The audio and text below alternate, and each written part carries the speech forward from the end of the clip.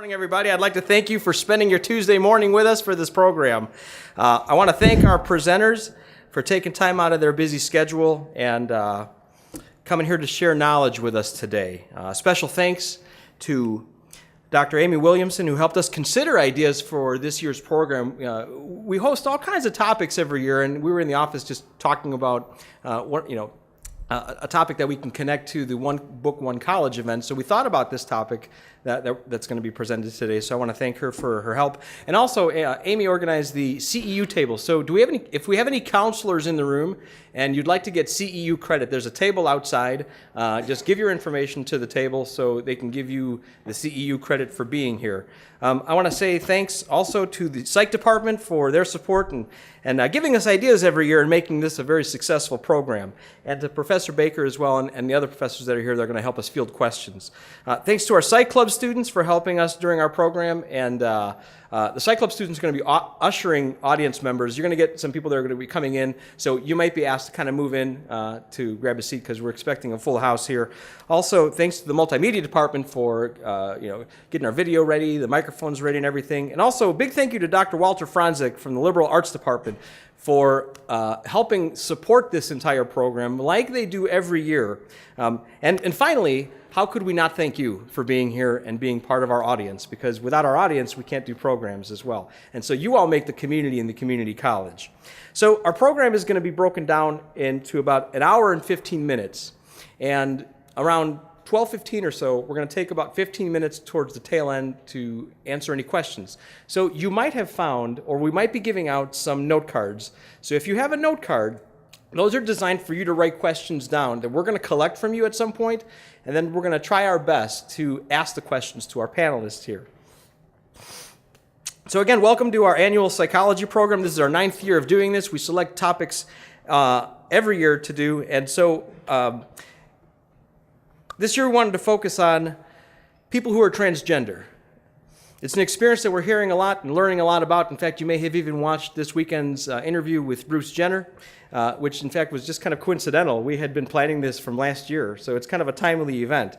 And so, but with that, I want to say it's a topic that's often misunderstood by the public. So one of the reasons we've asked our experts to come in and share about this topic, right? So we're experts now. Well, absolutely, absolutely, is because it is a misunderstood topic. So hopefully the information you're going to hear today will be informative, it'll answer some questions for you, or perhaps help you understand people in the community.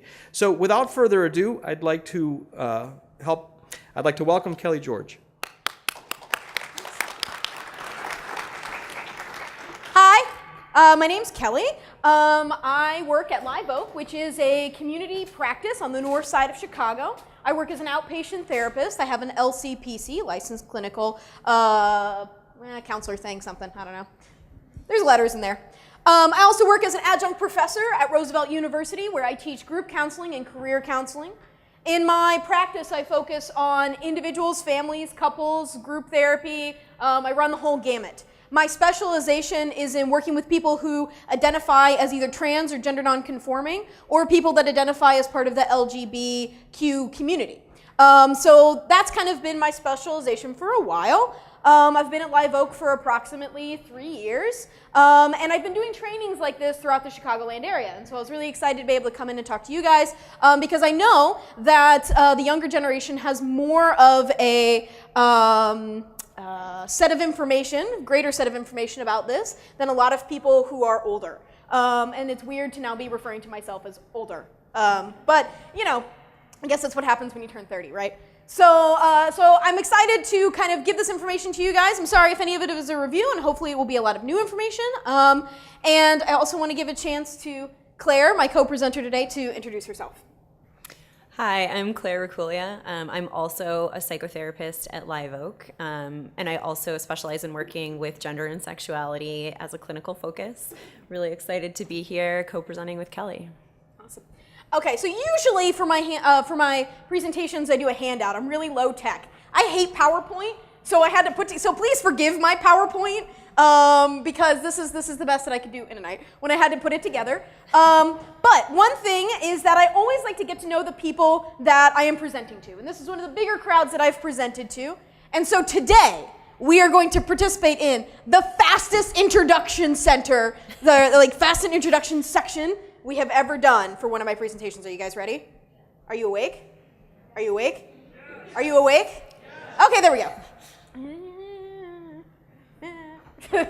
Okay, so what we're going to do is that we are going to go around the room, and I want you just to say your first name, and I want you to say your preferred gender pronoun. So I would say, my name is Kelly, and my preferred gender pronoun is they, them, theirs.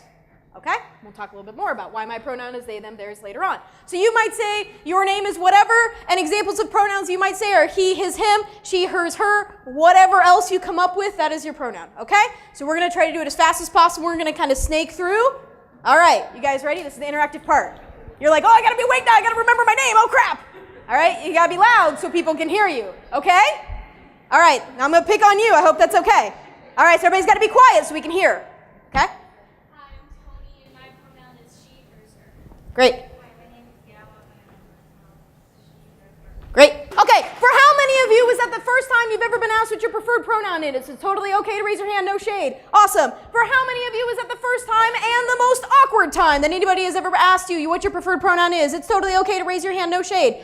The reason that I like to do that is because, one, I want to be respectful. I don't want to make any assumptions about anybody's preferred pronoun. And two, that's what it's like to be a trans person every day. To have something that is so fundamental about yourself, something that you feel is so unquestionable to be constantly questioned, right? So people are constantly asking, are you in the right bathroom? Are you wearing the right clothes? Are you doing the right thing? Are you in the right place? Are you supposed to be doing that? Constantly questioned about your identity on a day-to-day basis. So if you were a little uncomfortable having to answer that question because it's unusual and you've never been asked about that part of your identity before, that was just one moment in your life, right? And thinking about for somebody that's trans or gender nonconforming, that might be their experience every single day. So I like to give people kind of a little taste of what that might be like. Okay, so like I said, my PowerPoint's not so great, so prepare yourselves. Are you prepared? Okay, good. All right, so we're going to start off talking about a little bit of vocabulary. After we talk about some vocabulary, we're going to have a little bit of another little interactive part. And then Claire is going to talk specifically about issues facing trans-identified individuals. And then she's also going to talk about specifically, what are ways that you can be a better ally to these individuals. Okay, so you guys ready for some vocabulary? Ready. Yeah, all right, good. You guys got to be awake for me. Come on. Okay, so let's talk about sex. But before we talk about sex, I like cute poems. So if you can't read it, it says, women are women regardless of sex, and men are men in the same respects. You can be both or a mix of the two, or you can be neither if that's what suits you. But people are people, whatever their parts, because what really matters is inside our hearts. Aww. That's the appropriate response there. Aww. Okay. All right, so I said sex. So when we think sex, we either tend to think of, the dirty act, or we tend to think of biologically determined male-female, right? So we think chromosomes. We think, penis and testes and vulva and ovaries. We think hormones, all these different pieces. It seems pretty black and white, right? So, somebody has these sets of chromosomes, or they have this kind of genitals or whatever, and, sex is male and female, and it seems pretty distinct and clear, right? Wrong. So 1 in every 100 births could be considered an intersex birth. This only lists chromosomal issues with intersex. Intersex can also be unusual genital presentation at birth. Intersex can also be a hormonal disorder. It could be a chromosomal disorder. There are people who don't even know that they are intersex until they attempt to have children and find out that the reason they're infertile is because they have a chromosomal disorder, right? So most of us haven't had our chromosomes tested, so even something, again, that feels so fundamental about ourselves might not actually be as true as we think it is, right? So sex is biology. It is chemistry. It is our chromosomes. When a baby is born and we see a vulva at birth, the birthing professional says, oh, there's a vulva, it's a girl. So that means that person is assigned female at birth. If a baby is born and there is a penis and testes, the birthing professional generally says, oh, there's a penis and testes, it's a boy. So that person is assigned male at birth. We don't like using terms like biologically female or biologically male because when somebody transitions, they're changing their biology, as well as, again, like I said, not all of us necessarily know exactly what our biology is. So that's sex. Sex being different from gender. Gender being, right after we decide what that baby is sex-wise, we wrap it in a pink or blue blanket, and that's when gender starts. Gender is the moment that we put cultural expectations on a child because of their sex presentation at birth. So gender is culturally determined, right? There is no biology really behind it. It's strictly what we decide as a culture is expected. So they did this really interesting study. So if you took away the pink and blue, both of those babies would just look like cute aliens, right? So all babies when born outside of your child, niece, nephew, which was not an alien at birth, was an alien, all of them kind of look the same. And so they did this really interesting study where they took a baby, and they wrapped it in pink clothes, and they handed it to somebody, and they were like, she's so beautiful, she's so soft and gentle, all these different things, holding her close. Same little alien baby.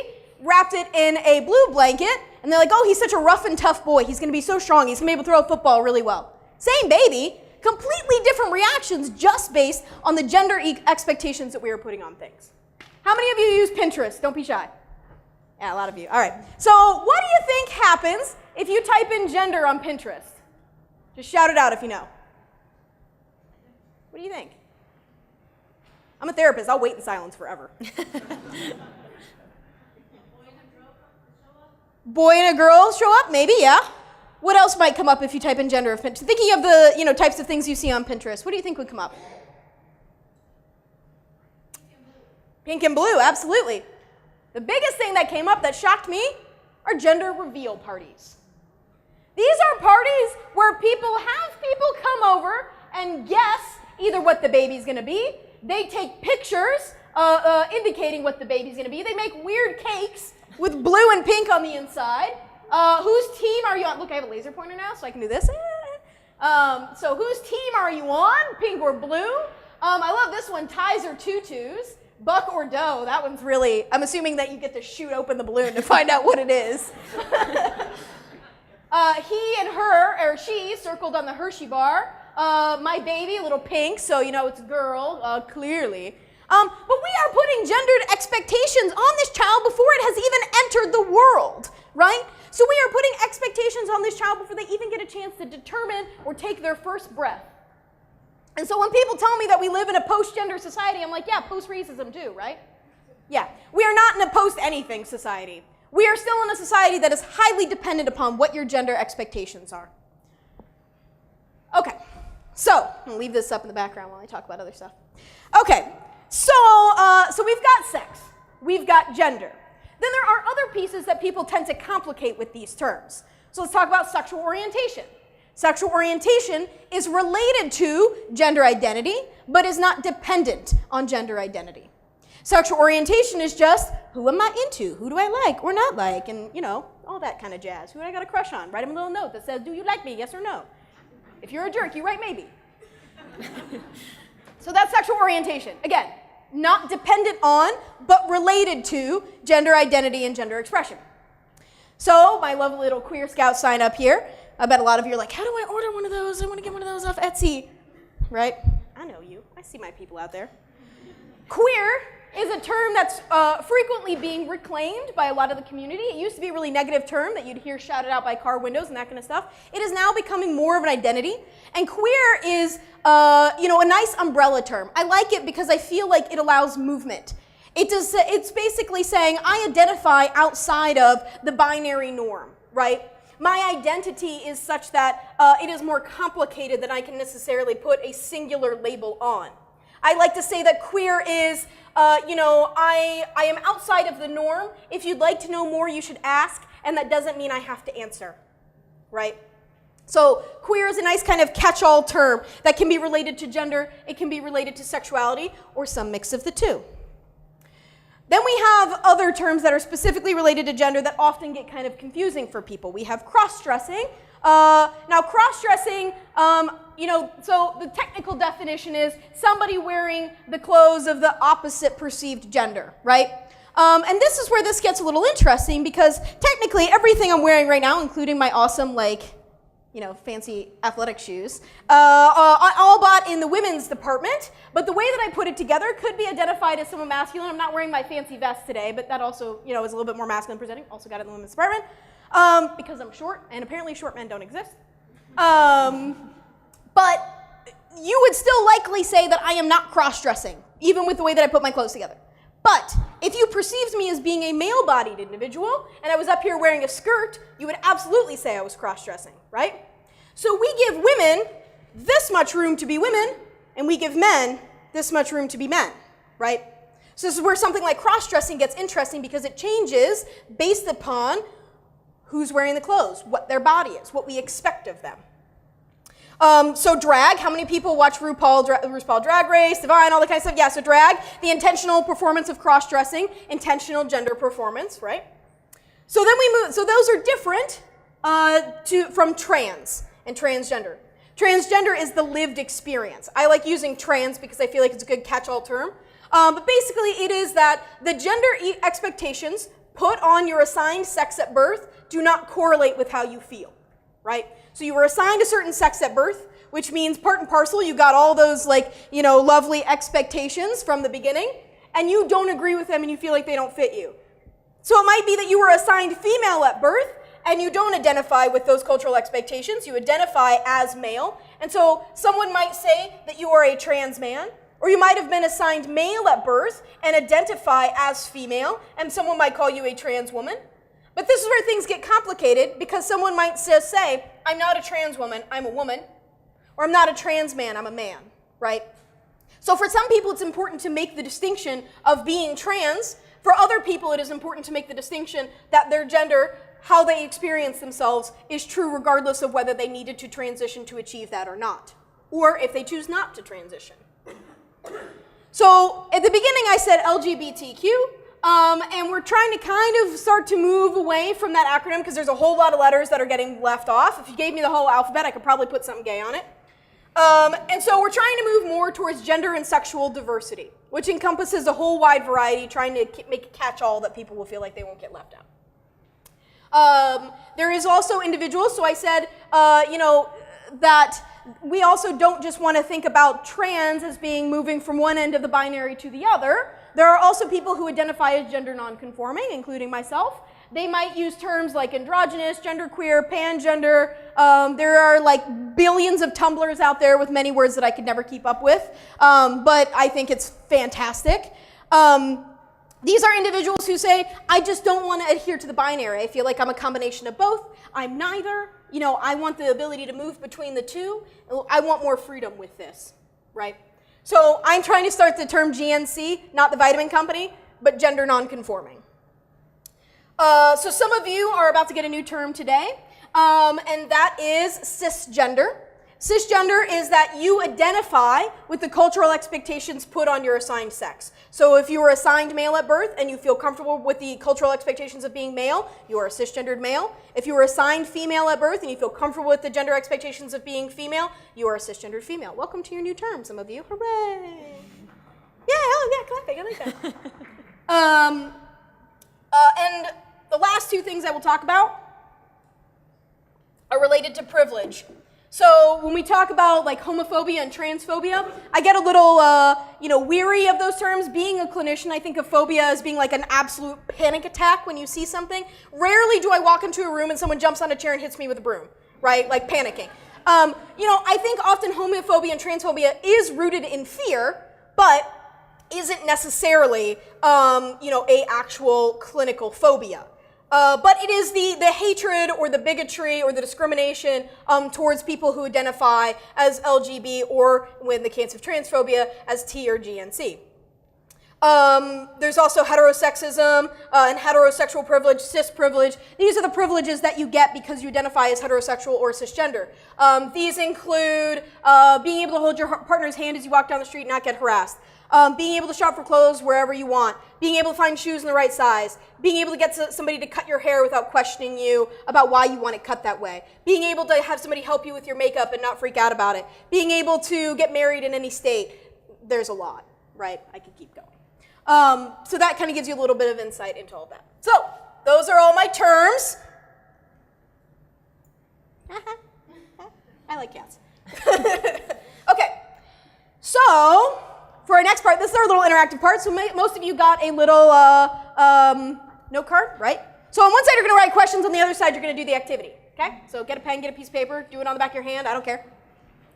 Okay, so we're going to talk about this little genderbread person. This is from a blog called itspronouncedmetrosexual.com, Sam Killerman. I did my undergrad at Purdue University, and so did he, so, I feel a little bonded with him.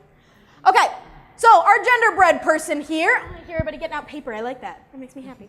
Okay, so the reason that I like to show this is because I want to pull out identity, expression, attraction, and biological sex as separate things. So we have identity, which is our internal understanding of ourselves. This is how we internally identify. This is how we understand ourselves and our identity and what it means to us. We have the outside, which is our expression. This is how we externally express ourselves. Our identity and our expression may not necessarily match up. This could be for a variety of reasons. Maybe I don't feel safe expressing my identity. Maybe I don't know how. Maybe I don't have the money. Maybe, I haven't quite figured out how I want to express it yet. And so we cannot assume someone's identity based on their external expression. There is a difference between those things. Attraction, like I said, is just who you're into, who you like, who you're writing your little notes to. And biological sex are those biological sex characteristics. Now, the reason that we have these on a spectrum is because of intersex conditions as well as secondary sex characteristics. Big hips, broad shoulders, body hair, things like that. These are all secondary sex characteristics that can be different based upon your individual body. So, we've got gender identity, gender expression, biological sex, and attracted to. Oh, hey, it looks familiar. So,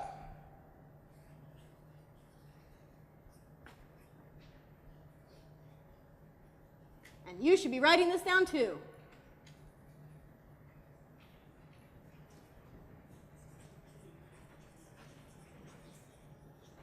Everybody's like, I hate writing. Is there going to be a pop quiz? Yes.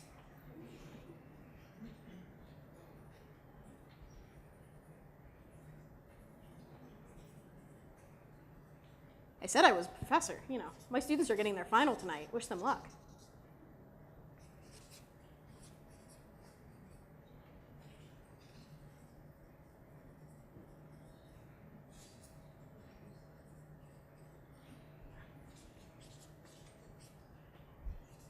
Okay, so I changed the attracted to, and this still isn't that great, but that's also not entirely my focus for today. So I'm changing it to male bodies, female bodies, if I can spell, masculinity and femininity.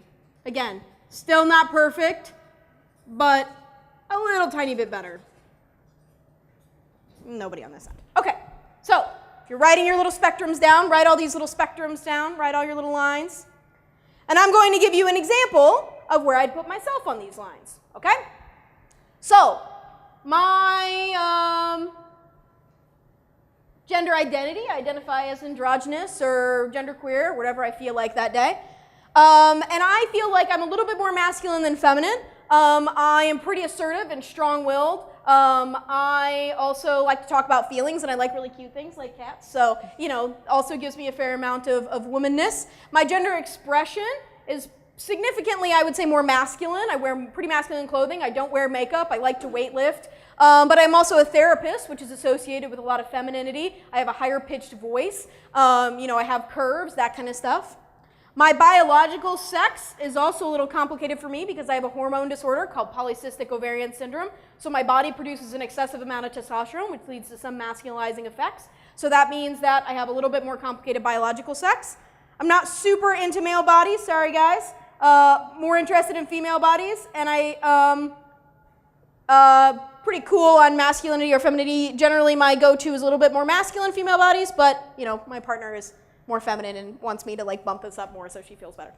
So what I would like you to do is put yourself on these various spectrums, where you feel like your identity is, where you feel like your expression, biological sex, and your attraction is. You're allowed to look at other people's, but if you cheat, you just need to get your own identity. So go ahead and I'll give you a minute or two to kind of fill that out. You're allowed to talk to each other, it's okay. So I wish I had some Jeopardy music to play. Okay, so if you're still working on your identity, that's okay. You got the next 70 years figured out. Okay, so I would like a brave member of our audience to come up and teach us about their identity. Who would like to come up? I saw. Oh, you're excited. Come on up. You were leaning forward. Yeah. Me? Yeah. Yeah. Oh, you were like, yes, she thought it was her. I was totally pointing at you, but she. Oh, you guys could arm wrestle for it. You brave? Come on up. You're like, oh, God saved. Round of applause for being vulnerable. Awesome, thank you. What's your name? Melina, excellent. All right, so if you don't mind, so make your little marks and walk us through why you're putting them where you're putting them, okay?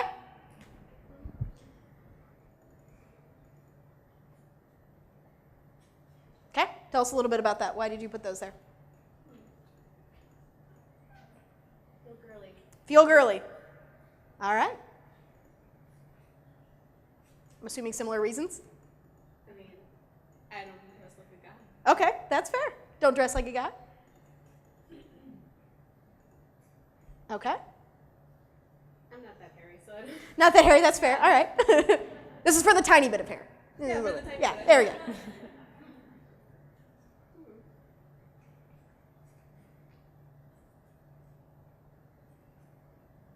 Tell us a little bit about that. I am bisexual. Okay. And I mostly like men though. Okay. But I like women also. Great. But Awesome. if I had to choose like a female partner, Mhm. I mostly would choose like More a masculine. masculine. Great. All right. Thank you so much. Great. I've had people come up and be like, I like male, but can I have a Beyonce line? Like, just that's all I'm like, you absolutely. All right. Who else would like to come up and show us a little bit of awesome? Come on up. Props for vulnerability. Oh, and you have an owl shirt on. I love it. Fellow redhead, this is good. Are the other redheads clapping? That's awesome. Yeah. If we could all have a ginger high five, that'd be great. Woo. Oh wait. Yeah. Awesome. Okay. Okay, so walk us through it if you don't mind. What's your name? My name's Kyle. Kyle. Nice to meet you. Okay. So. Okay. So why'd you put those there? Because I feel like a lot of times I'm a girl, but sometimes I like dressing more masculine. Mhm. Because my name, I can kind of get away with it. Yeah, that's awesome. Yeah. All right. Gender expression. I'm more on the feminine, Mm-hmm. but I also do a lot of masculine stuff. Great. And then More on the feminine, but does some masculine stuff. Yeah. I got the mic, so I got to interpret. I'm gonna go actually where you are with the Okay. bio. Awesome. And then I'm attracted to males. Females a little bit less. Okay. Masculinity and femininity equal. Great. All right. So like masculinity and femininity equally. That's great. All right. Thank you so much. All right. All right. We have one more. Awesome. Come on Oh up. my god, I'm a patient. Oh, I dyed my hair. Oh, well, Still counts. love Still Still counts. And I like your nerd shirt. It's good. My name's Nicholas. Great. I couldn't see the board, so I'm filling this out for it. Oh, that's great. I like it. I identify as a man. Okay. Wait, no, which one is? This one's the male one. Oh. That's okay. Okay, this is identify as a man.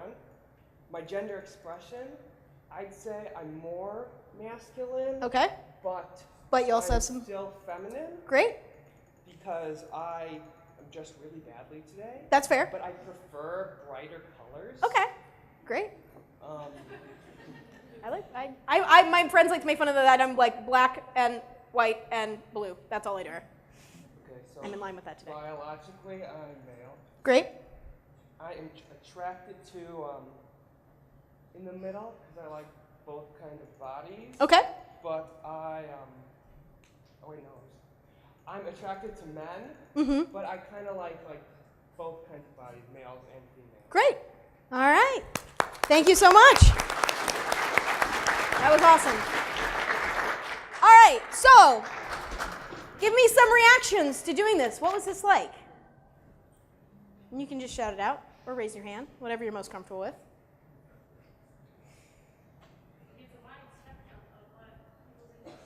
Wide spectrum of people's interests. Absolutely. Thank you. Makes you think? Great.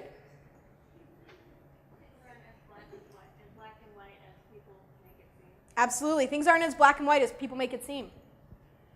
Hard to pick apart who you are. Hard to pick apart who you are, absolutely. It breaks some stereotypes and stuff like that. Yeah, break stereotypes, yeah. Other thoughts, reactions?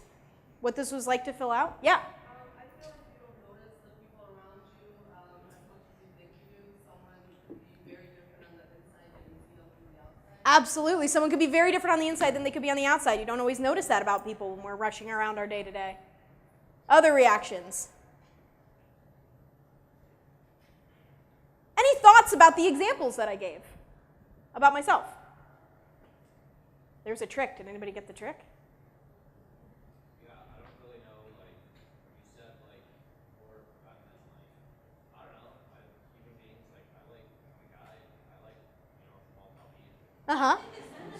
If I'm upset or I'm angry, or, like, I'm having a problem, Yeah. I have to talk about how Yeah. I feel about it. Like, that's just, doesn't make you any less masculine or any more feminine.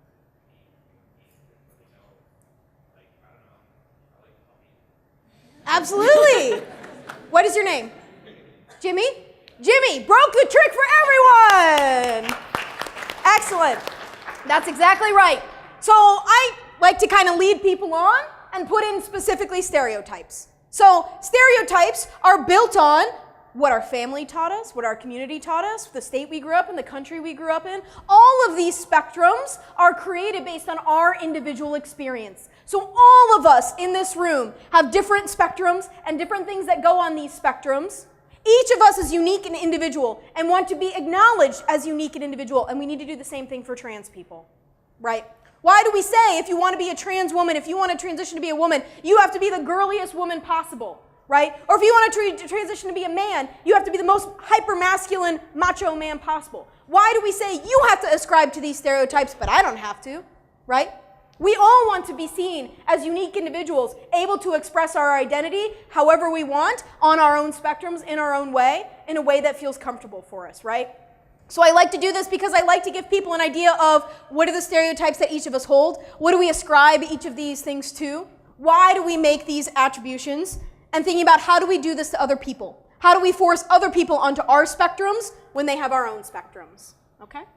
All right, so I'm going to pass it over to Claire now. And I'm going to talk a little bit about specific issues facing trans people. And you can guess just based on this last 45 minutes or so of what we've been talking about what some of those might be. But one of the main ones, and I'm going to talk a little bit about the macro level and the micro level. So microaggressions is something you might have heard in your psychology classes. But just the idea that day-to-day being misgendered, getting dirty looks, things like that can really chip away at people's feeling of being okay. So a trans-identified person might be misgendered every day, day in, day out. And you might not notice that, as someone who's a cisgendered person. But for someone who is living a trans identity, that's something that on the micro level can just really end up feeling extremely hurtful and a day-to-day kind of chipping away of the identity. So gender policing, people saying that you're not allowed to wear this, or, this is the only way that you can present. Those things are microaggressions and things that can be an ongoing trauma. And then on the macro level, on the bigger picture, there's a highly increased chance of violence and bullying. So we're not just talking about kids in school, but that's the statistic on the board here is 80% of trans students have reported feeling unsafe at school because of their gender expression. That's a huge number. And school is already really rough, like being in high school, being in middle school, really rough time in life. So we're adding in trans identity or adding in gender nonconforming identity, and we're looking at a really high number of people who it's not just feel uncomfortable, but actually don't feel safe being in school. We look at some of the other statistics, which say 50% of trans people have reported being raped or assaulted by a romantic partner. Huge and horrifying number there. And 30% of trans women have been incarcerated.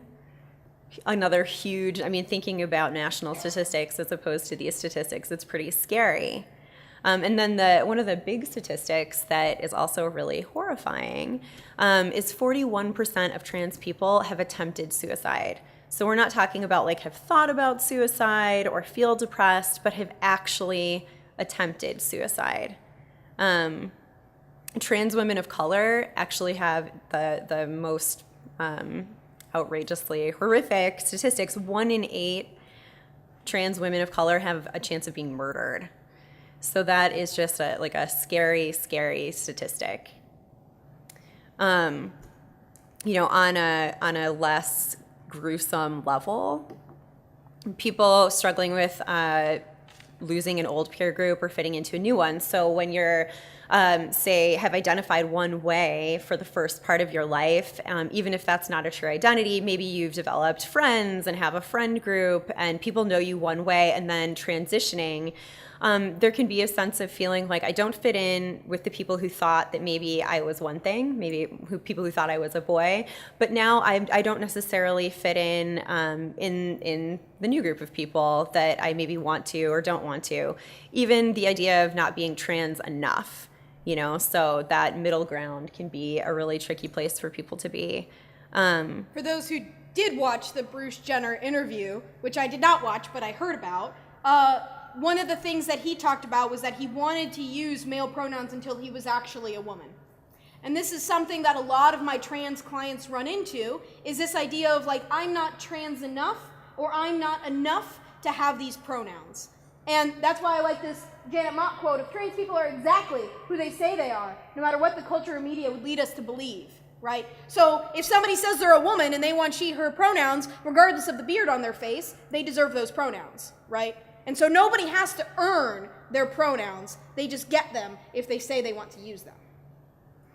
Yeah, and going along with the wonderful quotes on our board, Laverne Cox is up there, and some of you may on Facebook or something else have seen her interview with Katie Couric, in which she says really wonderfully, that the focus on bodies with trans people is really not fair. That some of the issues we talked about before with the statistics of violence and bullying and suicide, those are really things that are important, when we talk about trans issues, as opposed to just wondering and having curiosity about bodies. So something that trans people definitely face is people having curiosity about bodies, even strangers coming up on the street and asking about body parts or how do you have sex, things that we would never think of asking cisgendered people, but people, feeling like that's fair game because someone is trans.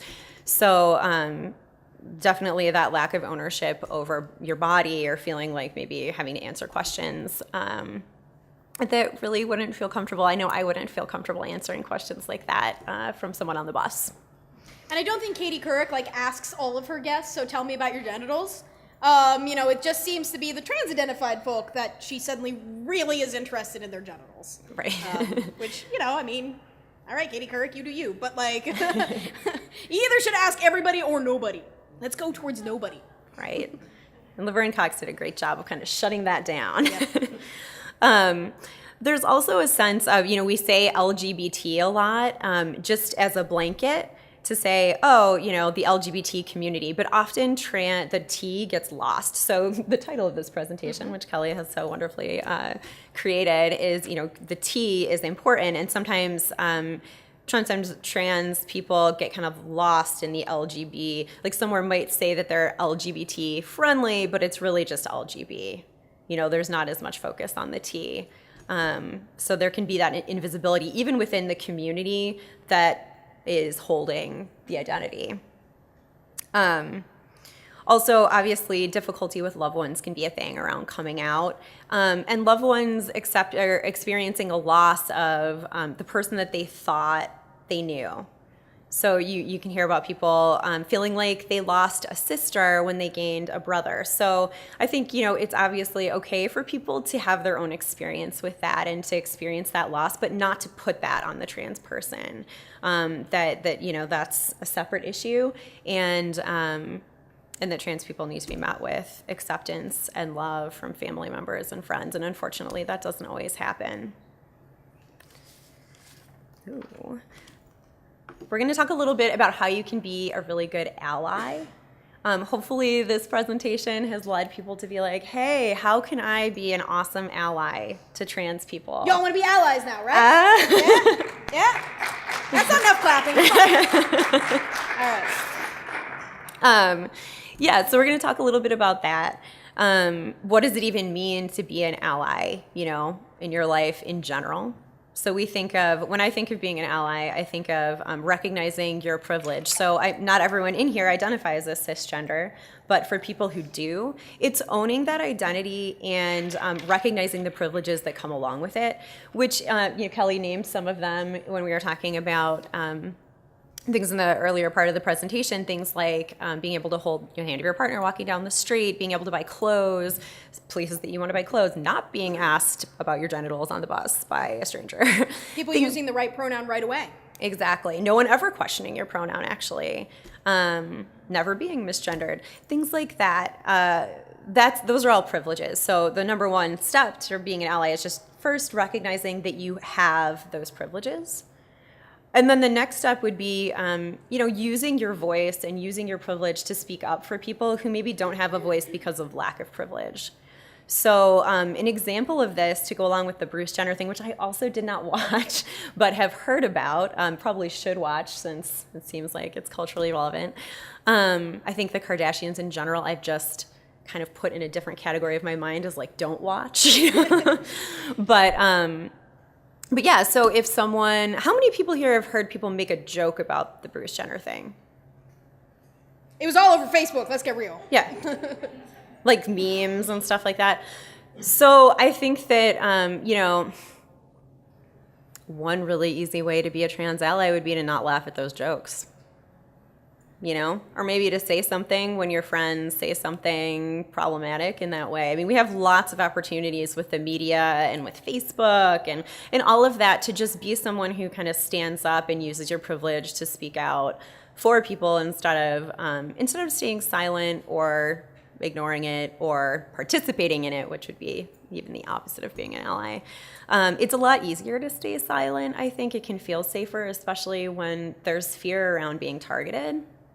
Like if you're the one who speaks out, then maybe that can backfire and your friends will kind of make fun of you or whatever the situation might be. But really to be an ally does mean to hold that voice for people who don't have one. And also just to make it known that you are someone who supports a diversity of identity. So that could look all sorts of different ways based on what your careers might end up being, the spaces that you occupy, but finding ways to make those spaces explicitly friendly. I think that even if you can feel like something's implicitly safe or friendly, that's not always the case. An example that I like to cite from my personal life is, so I'm a queer identified gay woman, and I lived in a small town in Colorado for a year that I thought was really progressive.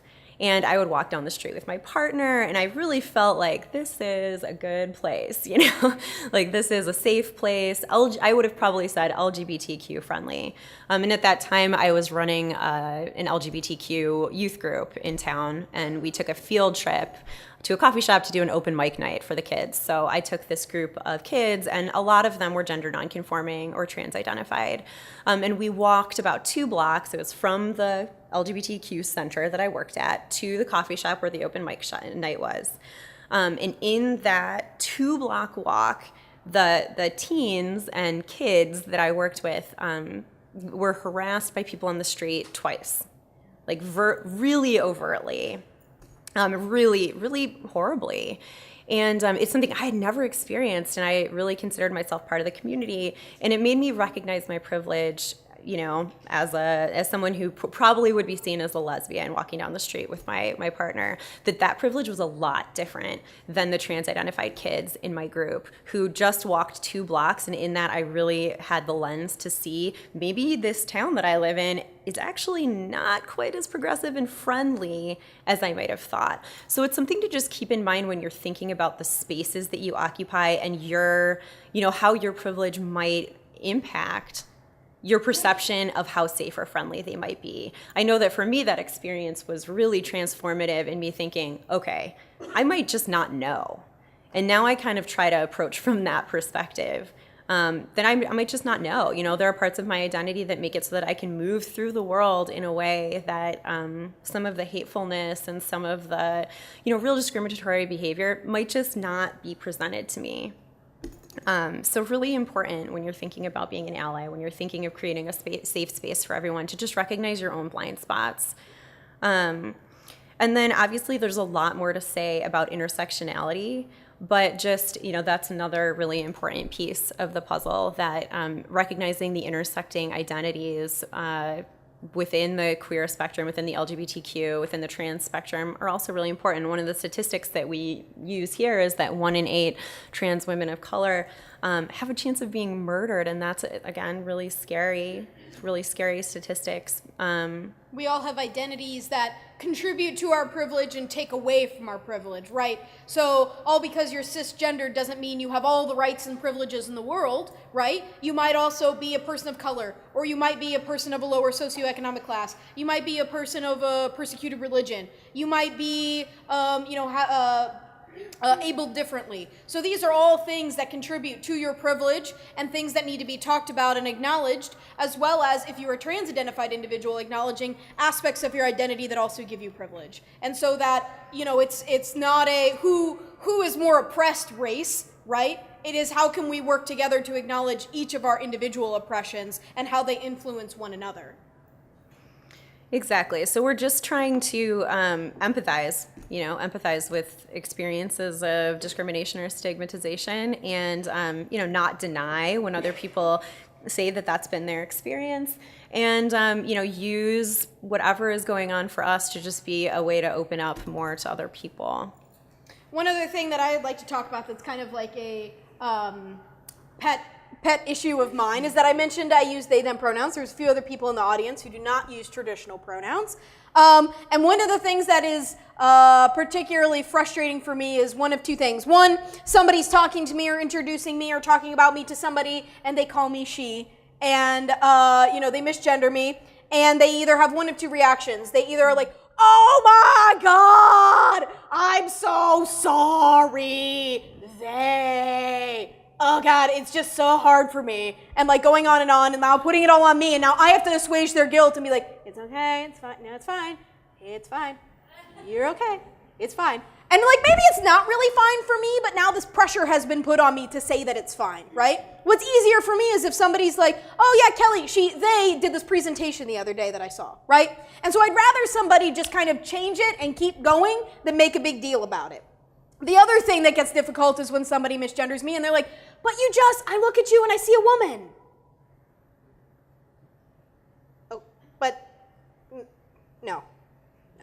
Because you might look at me and associate aspects of my body or my personality or things that I do with womanhood, but that's your spectrum, right? That's not my spectrum. And you don't need to put that on me. It is better to not even say that, and I don't need to hear about how it's a difficult time, and I don't need to hear about how, it might be hard for you to make that shift. You know what's hard? Being trans and being misgendered, right? And so thinking about how much effort does it take to actually use somebody's correct pronouns and really make the effort to do that, that alone is one of the best ways to be an ally. Use people's preferred name and preferred pronoun. That is the first most important step towards respecting an individual, right? And also acknowledging that I've only given you, and Claire's only given you, an hour presentation today. Normally, this presentation that I do for clinicians is 2 to 3 hours, right? So I had to cut out a lot. And so you have just gotten a little window into this experience and this information and what this is like. And so don't assume that based on today that you are now like fully empowered and with all the knowledge in the world of what this experience is like. Unfortunately, you are not. You are just beginning the journey. And so acknowledging that more information is always needed. As I was joking at the beginning when I got called an expert, is that I get identified as an expert, but sometimes it's hard to own that identity because things are always changing and I'm always learning more and I'm always, being challenged on things and having to push myself further. So even coming up here and doing these presentations, I know there's more that I even have to learn. So I encourage you to get more knowledge, listen to the experiences of others, and really try to be present in those. So we've got a little bit of time for questions. If you want to write down your questions on your card and pass them to Nick, and we'll try to get to some of those.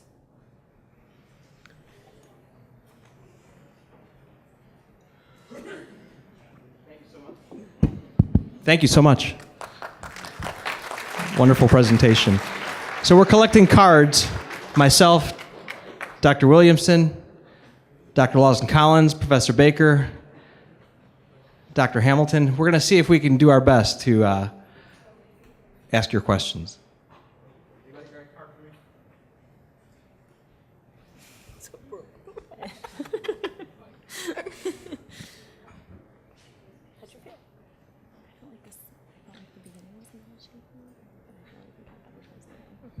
Phenomenal question right here.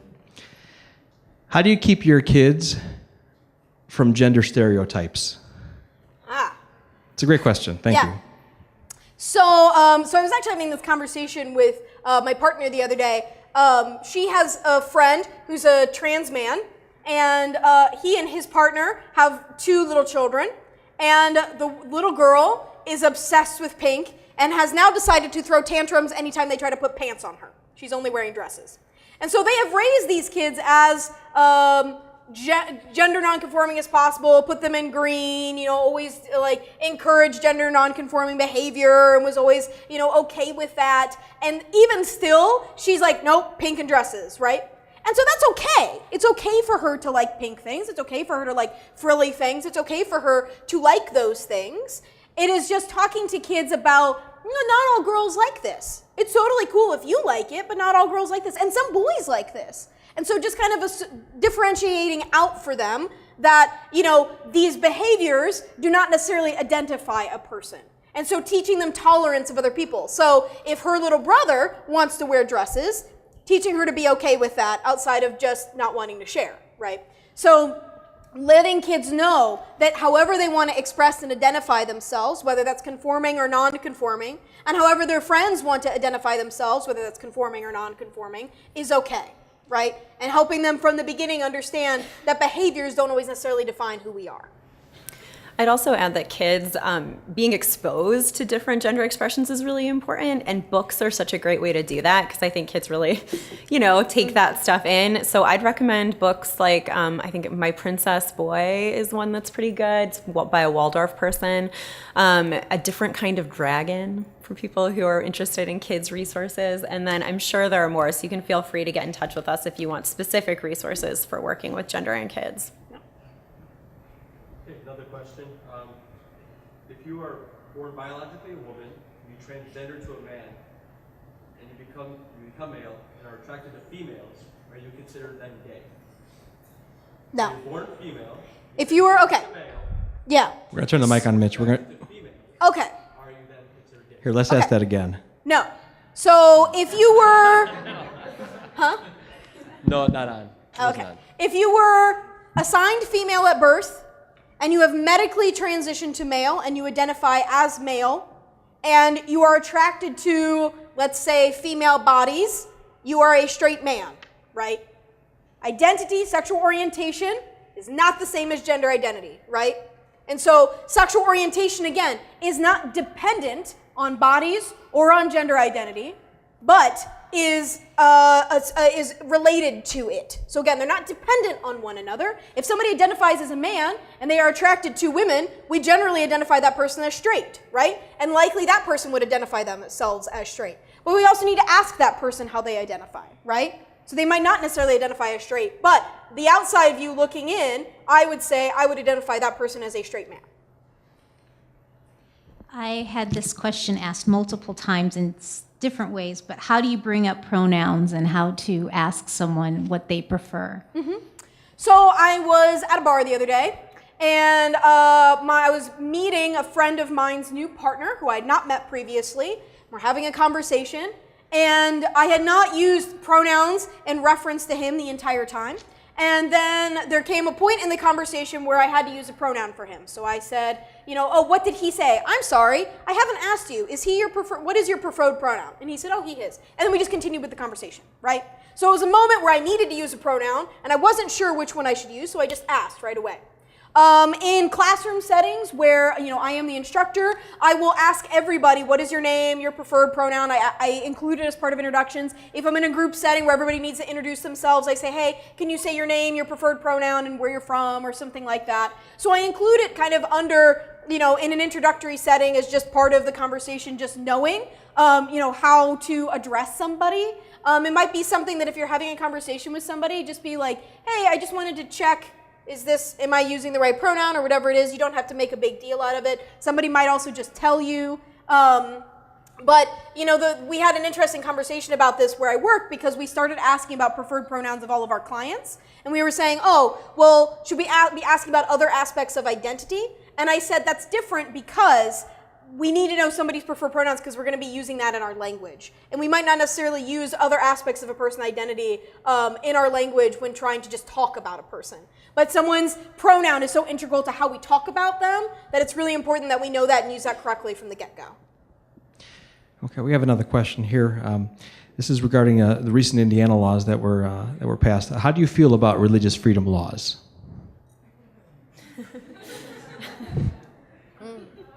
Well,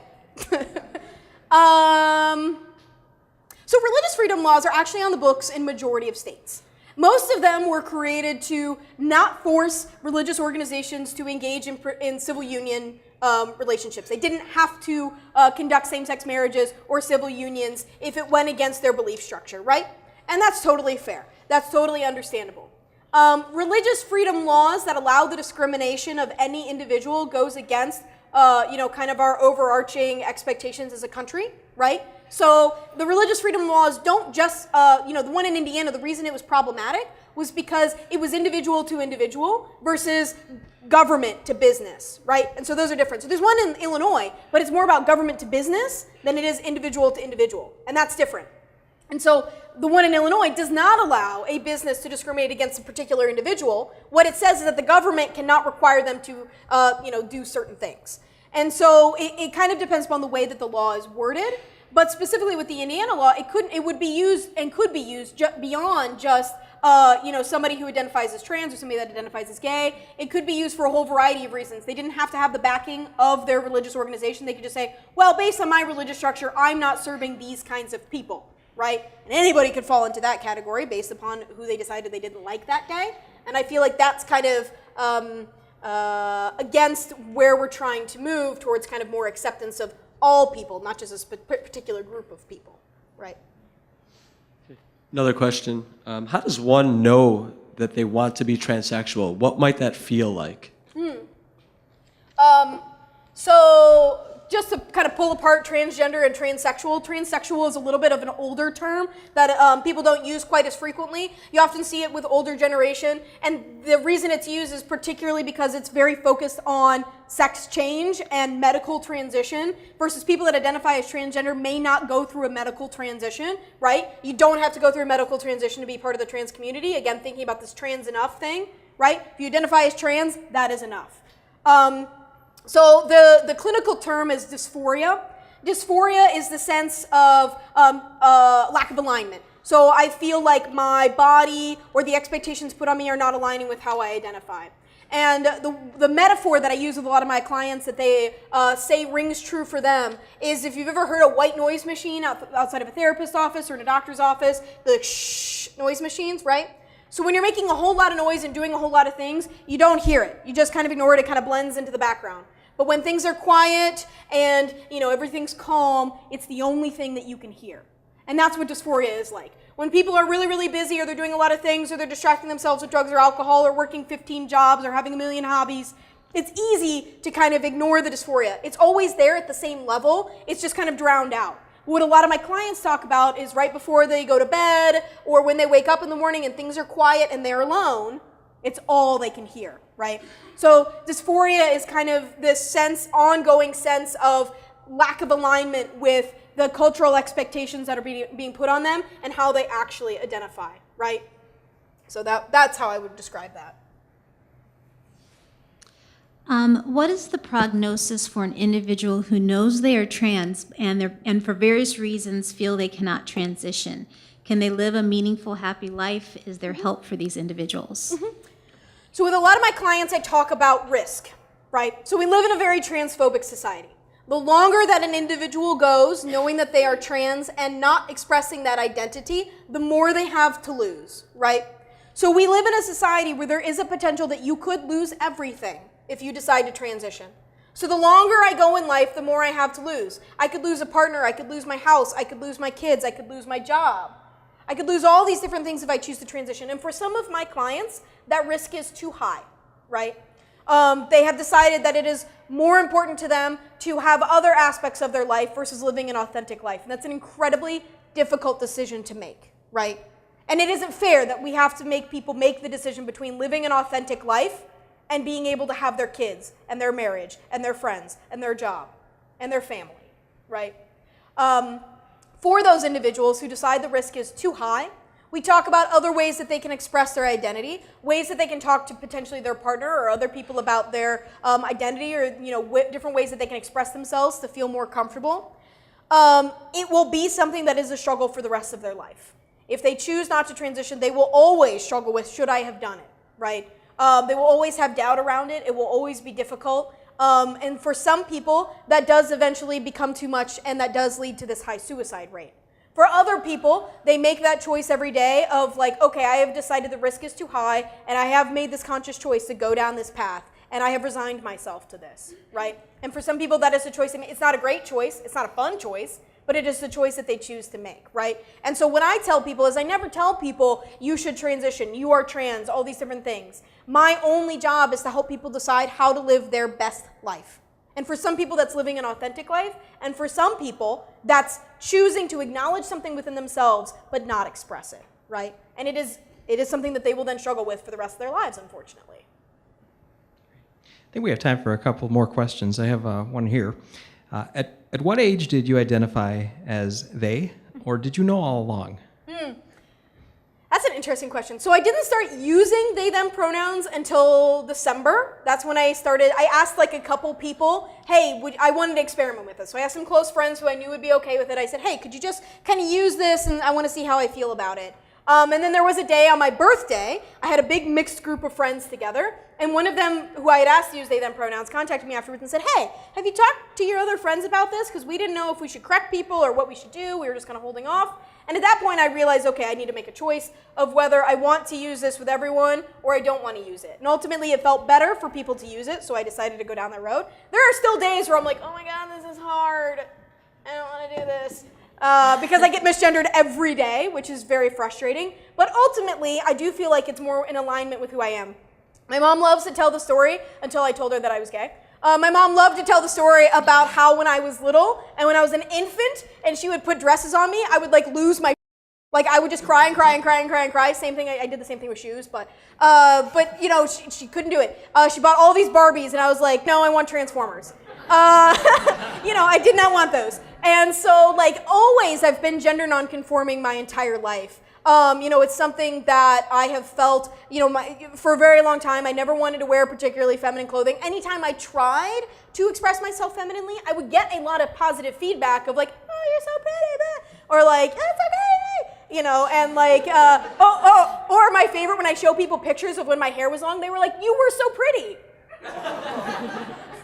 Ass. So it's something that's been a part of my life, and even despite the positive reinforcement of presenting femininely, it felt wrong. It didn't feel comfortable. It didn't feel like me. And so it's an ongoing process even for myself. Working with my clients, doing my support group has really helped me understand my own identity better and be able to express it better and move towards like they, them pronouns, and not necessarily identifying as a woman, but identifying as, you know, genderqueer.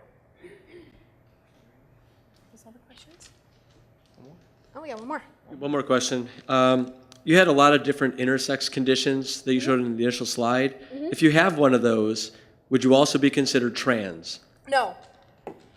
So somebody who's intersex might identify as trans, but somebody who's intersex may not identify as trans. That's just kind of a personal journey based upon what their intersex condition is, how they experience it, how they want to treat it, all these different components. So I would say it's kind of that Venn diagram where there are intersex individuals who identify as trans, just like there's trans individuals who do not identify as intersex. So there's people who identify as intersex and not trans, people who identify as trans and not intersex, and then there's kind of a group in the middle where people identify as both. So, all right, so I want to thank you guys for participating in this today and being so active. I really appreciate it. If you have any questions for me, feel free to come up afterwards. I'll answer any questions. I also have my card if you want to shoot me an email. And we've got some stuff out in the front about Live Oak and my card as well. So thank you. A couple things before everybody's heading out, just so you all know that we have several areas on campus that are safe zones. Our college has a safe zone program that many professors have gone through. So if you go by anybody's office, you will see a safe zone card outside that their offices are safe areas, their classrooms are safe areas. Our counseling department is also a safe area, and certainly any of the counselors are equipped to address any topics. And I would say finally we have a club on campus called the Gasp Club, which meets on Thursdays at 2:30 in U209. Jeffrey McCulley is one of the co-advisors, and they've done several things on campus, like help bring gender non-specific bathrooms and have tried to add gender identity to the non-discrimination policy. Tried or have done it? Tried. Yes, so it's still in the process. So thank you so much again.